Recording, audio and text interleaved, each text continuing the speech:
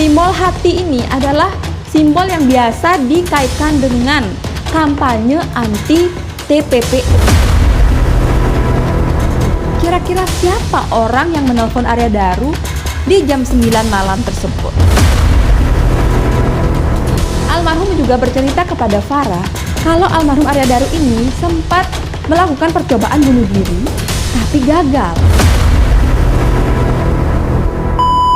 Halo guys, welcome back to Cookies and Cream Media, di mana berita viral kita bahas sambil nyemil bukan nyinyir.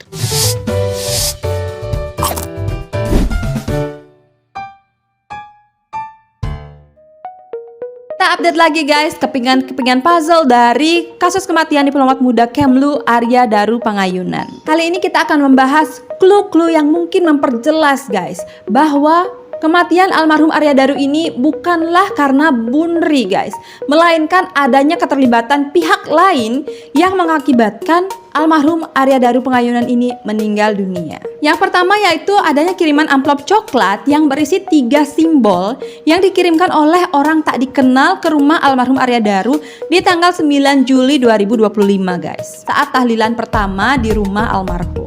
Menurut tim kami guys, ada 2 pengertian nih di balik simbol-simbol ini.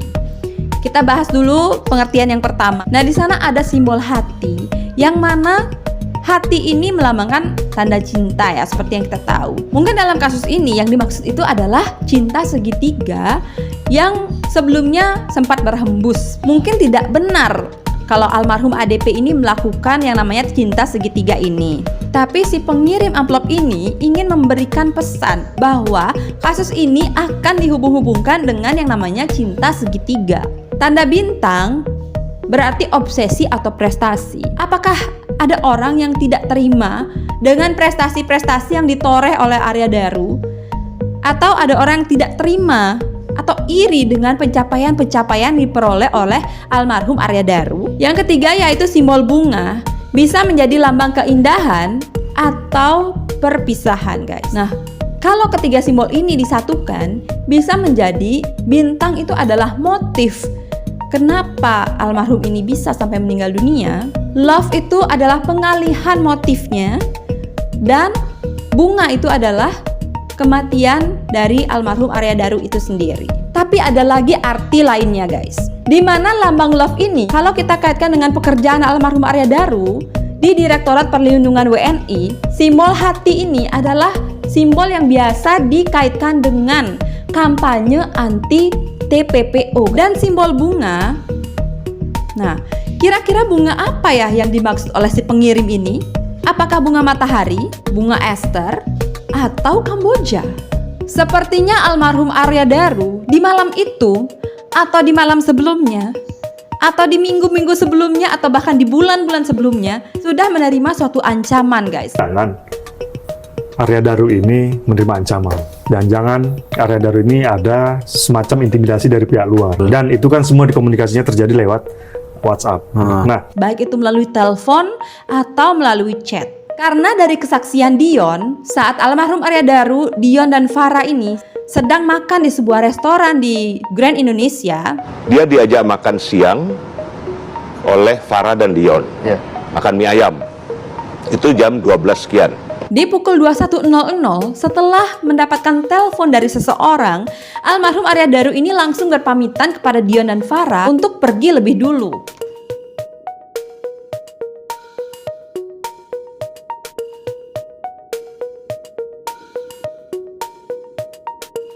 Tapi almarhum tidak mengatakan dari siapa telepon itu dan kemana almarhum ini akan pergi.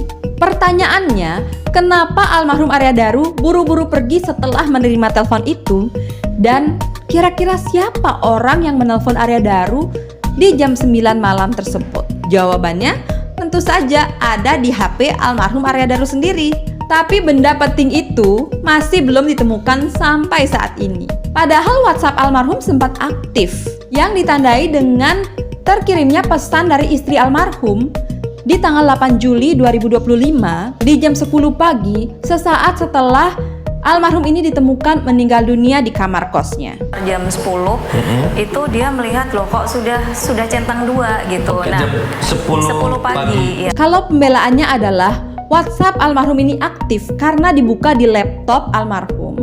Pertanyaannya adalah, apakah laptop dari almarhum Arya Daru ini sudah dipegang oleh pihak kepolisian di jam 10 pagi itu? Itu kan Wajar bukan lagi. ya, laptop Arya itu masih ditinggal di kantor. Jadi yang pegang laptop itu pertama bukan polisi, tapi teman-temannya dulu tuh di Kementerian Luar Negeri. Dicek masih nyambung sama WA-nya di. Dan clue satu lagi nih guys, kalau kita perhatikan di kesaksian dari Farah, ini adalah kesaksian dari Farah ya guys ya.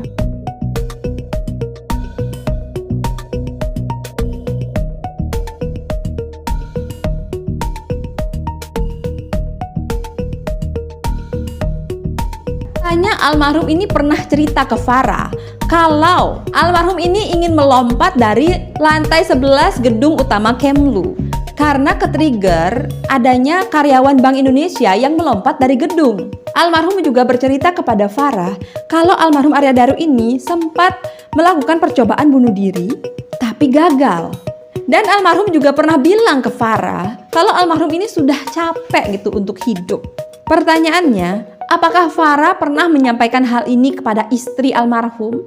Karena kalau dilihat itu sudah tanda-tanda bahaya loh. Setidaknya kalau istri tahu, mungkin ada tindakan-tindakan tertentu yang dilakukan oleh istri atau keluarga almarhum untuk mencegah almarhum ini melakukan hal yang sama. Tapi apakah iya almarhum Arya Daru ini sudah secapek itu hidup? Sementara almarhum ini akan pindah ke Finlandia, menyambut chapter baru kehidupan yang kemungkinan besar akan sangat indah dan bahagia.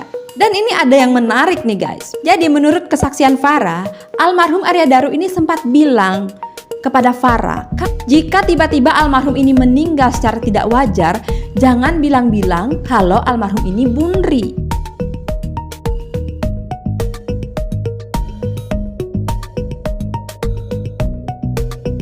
Nah ini ada dua arti juga nih guys. Yang pertama yaitu almarhum ini memang berencana untuk bunri, tapi almarhum ini tidak mau ada orang lain yang tahu kalau almarhum ini melakukan itu secara mandiri. Mungkin mau menjaga nama baik keluarga atau karena ada alasan lain. Yang artinya almarhum ini akan merekayasa kematiannya seolah-olah bukan karena perbuatannya sendiri. Jadi sebenarnya almarhum ini bunri, tapi biar nggak kelihatan kalau almarhum ini bunri gitu loh guys. Ngerti kan maksudnya? Tapi dalam kasus ini, kalau kita lihat dari segi pintu kamar yang triple lock dan DNA serta sidik jari yang cuman ada DNA dan sidik jari almarhum saja, ya tentu saja ini mengarah ke perbuatan yang dilakukan sendiri. Ingin menunjukkan kalau ini adalah kasus bunri. Ya walaupun banyak kejanggalan ya, tapi yang paling menonjol di sini adalah kasus ini ingin memperlihatkan kalau almarhum ini adalah melakukan tindakan mandiri.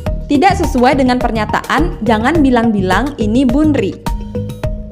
Karena walaupun tidak dibilang pun, ini sudah menunjukkan kalau bunri gitu loh. Nah, arti yang kedua dari pernyataan kalau tiba-tiba almarhum ini meninggal tidak wajar, jangan bilang-bilang kalau almarhum ini bunuh diri, adalah almarhum ini memang sedang merasa terancam, tapi kalau mau memberitahu istrinya, takutnya istrinya itu pasti kepikiran gitu. Namanya juga seorang istri ya. Jadi dia ingin menyampaikan kepada seseorang yang kemungkinan mengerti resiko pekerjaan almarhum ini gitu. Dan kemungkinan Farah ini adalah orang yang bisa dipercaya. Makanya almarhum ini berpesan kepada Farah kalau misalkan tiba-tiba almarhum ini meninggal secara tidak wajar, jangan pernah menganggap kalau almarhum ini bunuh diri, karena almarhum ini sudah pasti tidak melakukannya gitu. Sudah pasti ini adalah perbuatan dari orang lain.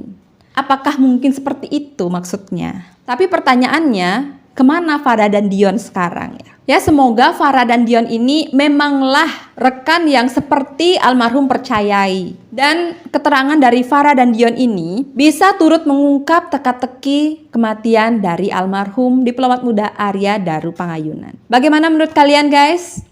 Jangan lupa tinggalkan komen kalian di kolom komentar. Oke, segitu dulu update kita kali ini tentang kasus meninggalnya diplomat muda Arya Daru Pangayunan. Jangan lupa komen, like dan subscribe channel ini biar kalian gak ketinggalan update lainnya. Sampai jumpa di video berikutnya. Bye-bye.